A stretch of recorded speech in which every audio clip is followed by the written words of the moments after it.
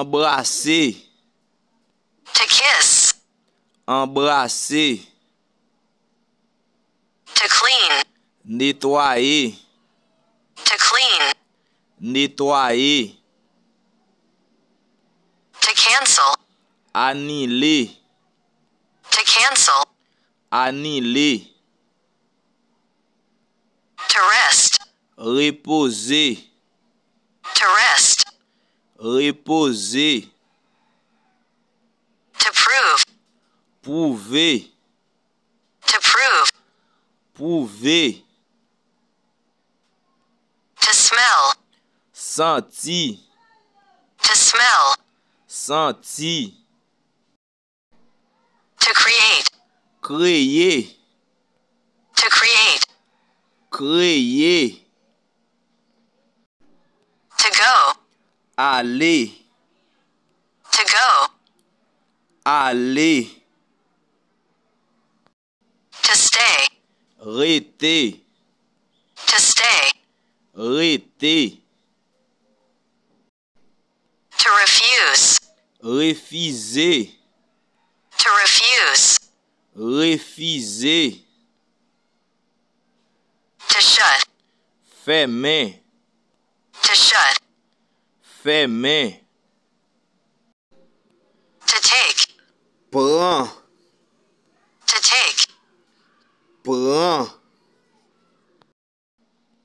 to feed, nourrir, to feed, nourrir,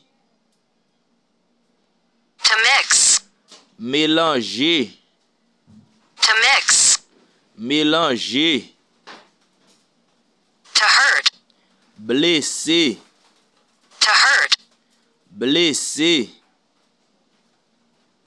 to pray, prier, to pray, prier, to heal, guérir, to heal, guérir, to fail, échouer, to fail, échouer, to use, utiliser, to use, utiliser, to move, bouger, to move, bouger, to verify, vérifier, to verify, vérifier, to laugh, rire, to laugh, rire,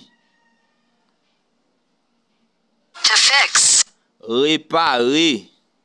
to fix, réparer, to succeed, réussir, to succeed, réussir, to seem, sembler, to seem, sembler, to close, fermer, to close, fermer, to satisfy, satisfait, to satisfy, satisfait, to kill, touiller, to kill, touiller, to construct, construire, to construct, construire, to push, pousser, to push, pousser, to complete, compléter, to complete, compléter, to improve, améliorer, to improve, améliorer, to remove, retirer, to remove, retirer, to consume, consommer, to consume, consommer, to act, agir, to act, agir,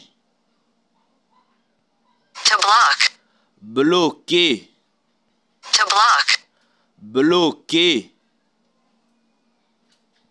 to supervise, superviser, To supervise. superviser,